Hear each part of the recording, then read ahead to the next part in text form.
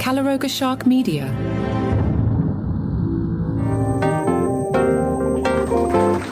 Hey there, I'm Johnny Mac with your daily comedy news. The LA Times had an interesting piece about some comedians who sold out Madison Square Garden, what they thought about it. I won't do all of them, but some names you might know include mega comedian Nate Bargatze. He said, I believed I could make a career out of stand-up comedy when I was in my 20s, even when it sounded like a crazy thing to do. I was just hoping somebody would come to the show.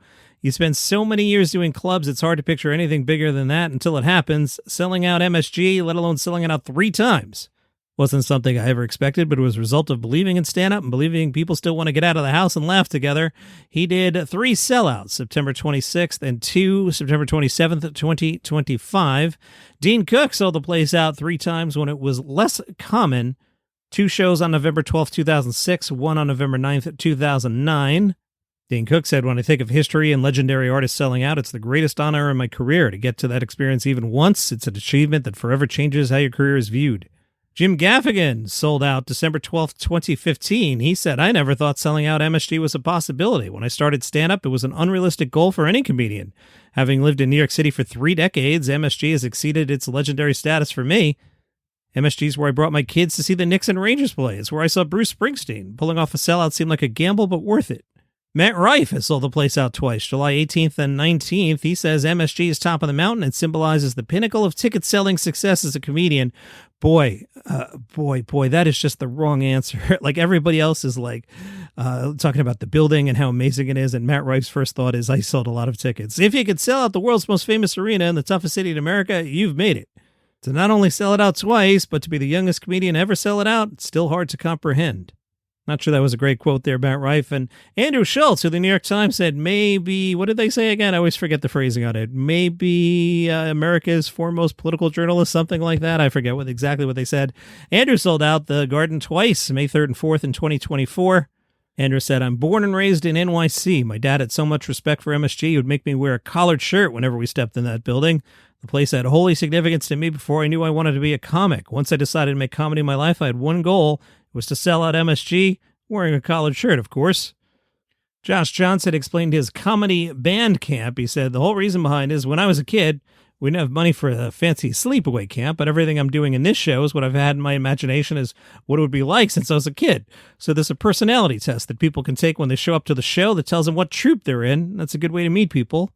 You can meet other people in your troupe that you already know you have a lot in common with because you answered some of the same answers.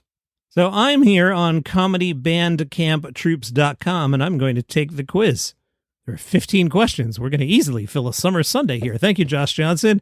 All right, what's your favorite camp activity? Swimming, sing-alongs, hiking, stargazing, campfire stories. I'll say swimming. Question number 2. What's your favorite camp snack? S'mores, ants on a log. What's that? Apparently it's celery sticks. Topped with peanut butter and raisins. Peanut butter and jelly skewers, puppy chow, which is a sweet snack mix covered in chocolate, peanut butter, and powdered sugar or popcorn. I will say s'mores. Question number 3. What insect is the coolest? Yellow jackets, crickets, bees, butterflies. I love butterflies. 4. Who would be the worst partner in a 3-legged race? Obviously, the answer is Marcelo Hernandez, but the choices are a mummy, a zombie, a ghost, or your most annoying coworker. Let's say I had to think about that. I don't have any annoying coworkers at the moment. Ghost would be great because they don't touch the ground, so I could just run. A zombie would try to eat me, and a mummy is just dead weight. So the question is, who would be the worst partner? Obviously, a zombie. Question number 5. On a hike, you pick up a magic kazoo that makes your voice sound like an instrument. Does it make your voice sound like an instrument that's giving out because you recorded 4 podcasts already today? What do you sound like? A trumpet, drums, a sax, a violin. Wait, what is this again? The kazoo makes my voice sound like an instrument. I guess a sax? I don't know. I didn't like that question. Question number 6. At camp, you're granted the power to talk to animals. Who do you gossip with first? 5 choices. Fox, bear, squirrel, deer, rabbit. All right, I'm gossiping with one of them. Who's the most interesting? Probably, I kind of want to say bear, but I feel like a squirrel sees a lot going on. 7. You're looking up at the stars. What constellation jumps out at you? The Little Dipper, Orion, Hercules, Perseus. None of them. You make your own. I make my own. Other campers would say you're most likely to A, go rogue, B, start the conversation, C, bring snacks, D, go with the flow, E, start a chant. I should ask you guys what you would think. Well, you might think I would start the conversation because I'm hosting the show. I'd probably go with the flow until people annoyed me. Question number 9. What do you most look forward to at camp? A, making new friends. B, learning a new skill. C, petting the animals. D, trying new desserts. I like meeting new people. A. Question number 10. What would you stash in the camp time capsule? This is all to go to Josh Johnson Comedy Show, by the way. A, poison ivy. B, your favorite book. C, the craft you made this summer. D, gum in case the future doesn't have any. I kind of want to pay it forward with my favorite book, but then I wouldn't have my favorite book anymore. So, and the craft I made, I would want to keep. But I don't want to punish people with poison ivy. Gum, I guess. I didn't love that one. Question number 11. How would you handle a camp emergency? A, freak out. B, find a camp counselor. C, spring into action. D, take a nap. I'm a spring into action kind of guy. 13. What is your dream for the last day of camp? A, you find a secret key to a room no one knows about. B, you discover a message in a bottle from a camper in the past. I'm already picking that one. C, not being counted on the bus and getting an extra night alone with your friends in the camp all to yourselves. D, you sneak into the kitchen after the last meal and eat all the leftover cookies. B, message in a bottle. Question number 13. We're almost done, guys. You're on a hike and come across an old vinyl album. What music is it? A, blues. B, hip-hop. C, salsa. D, country. E, rock. Now you're not asking me what I like. You're asking me what we randomly found on the hike. It's going to be rock because there were some teenagers from 1974 who got drunk in the woods and left their vinyl out there. Probably a Fleetwood Mac album. Question number 14. What would make the best instrument? A hollowed out log. B, a seashell. C, a pine cone. D, a rattlesnake. Obviously a seashell. And our final question. What is your favorite survival tip? A, keep calm and carry bear spray. B, stop, drop, and roll down hills. C, everything is better with more s'mores. D, don't pet the skunks. I'm picking the s'mores. And now we'll find out what troupe I'm in. I'm in the Fuchsia Flames. And we have a cool logo. The color is fuchsia. And it has a flame. We are told it takes a lot to start your fire, but once you're on, you burn bright. No one can stop you. There's no shade from the shine you bring. Well, that's funny. I bring a lot of shade if you listen to the podcast. That it's important to remind yourself you have what it takes to light the way. You may feel like your contributions go unnoticed, but just a spark of your creativity changes everything. 32% of campers have landed in the Fuchsia Flames. We're the biggest group. The Ivy Leaves have 15, the Indigo Flow 8.7, the Feisty Foxes 6.6, the Yellow Jackets 23%, the Red Rogues 4.8%, and the Sapphire Blues 9.5%. And then I guess I go to a Josh Johnson concert. I don't know. Josh, what troupe are you in? He said, I don't have a troupe because I'm putting on the show and I don't want people to be like, this is the troupe to be in or something. I really want everyone to have their own experience and have fun with it.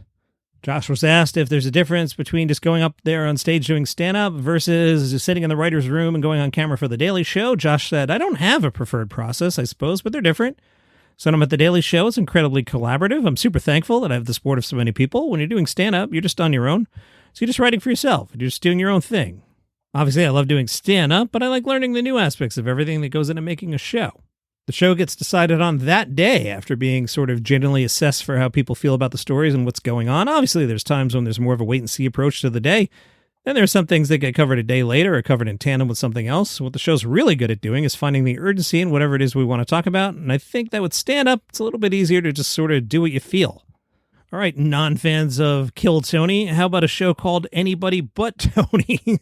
This from KUT.org. We are told people sit on the back patio of Barrett's 2, TOO, drinking coffee and margaritas, playing board games, and folding anti-ice packets for local businesses.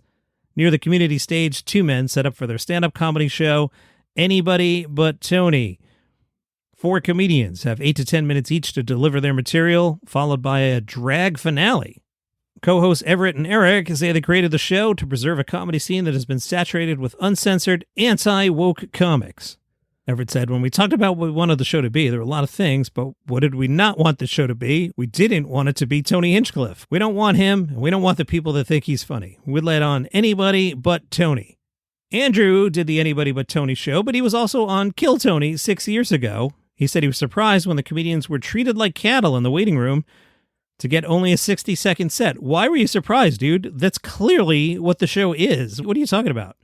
Andrew said after each performance, the comics were brutally roasted on their material and physical appearance. Dude, Did you not know what you're like? Oh man, I can't believe I went on Kill Tony and they only gave me 60 seconds and then they made fun of me. What? What are you talking about? Then this article gets into the Austin scene. Seems like not everyone likes Mr. Rogan. Dave Buckman is the executive producer of the Cold Town Theater. We are told it is one of the city's primary alternative comedy venues. Mr. Buckman said the Rogan Sphere was the first to come back to the live performance pandemic because those are the kind of people that did not want to wear masks or take any kind of caution. They were making the most noise first, so they got the most attention first out of the pandemic. That and Joe Rogan has the #1 podcast and moved from Los Angeles to Austin and then had a lot of big-name comedians on. Let's not gloss over that. This article is insane. Buckman said, I'm not worried when I hear people say, oh, Kill Tony is Austin's comedy scene, huh? Yeah, Austin has this comedy scene. We built that. We walk so you could run. Ofira Eisenberg wrote a memoir called Screw Everyone, Sleeping My Way to Monogamy. That memoir is the one that convinced Caitlin Palouffe that she could do stand-up. She said, every other line in the book is a joke. This is a stand-up's book. It made me want to try stand-up and believe I could do it because she was doing it. She made me feel less shameful about my own sexual past. It's like, oh, that can be used as jokes. It's not something I have to keep hidden and buried. Usually you're like, maybe I'll switch it to this because it's funnier. But no, she says, hot men with no trauma just kind of get it. They're like, I'm 6'4", I don't have to try. It's a lazy thinking kind of deal. Women, the trauma thread is around every corner, so we learn how to laugh at it. I get what she's saying about the hot men, but, Dane Cook back in the day, I remember the female co-workers at Sirius really enjoyed looking at Dane Cook, and people seem to like Matt Rife. I don't know. Leanne Morgan recently made a stop at an Alabama's farmer's market. Boy, this is a very summer Sunday show, isn't it? Yes, it is. If you want, I can do 10 minutes about Marcelo Hernandez, Seth Meyers, and Adam Sandler. I think I've done that already. Let's do some different things. Let's go shopping with Leanne Morgan at a farmer's market in Alabama. She said, Tess and I bought enough strawberry jelly and pickled okra to last the rest of our lives. She shared a video. We also see that she got pineapple salsa, some sriracha-flavored peanuts, dinosaur egg plums, red tomato preserves, bread and butter pickles, natural dog treats, and some almond vanilla granola. Leanne Morgan shared, one of the places we stopped was Sweet Creek Farm Market. Chickens were running. They sell fresh eggs. They have a goat little children could pet. And then fresh farm market stuff. So I went nuts because that's my favorite thing to do. I don't have a lick of sense over something canned. It's your comedy news on a summer Sunday. Normal episode. I mean, not that this was not a normal episode, but, sometimes Johnny Mac pre-tapes weekend episodes. Just saying. See you tomorrow.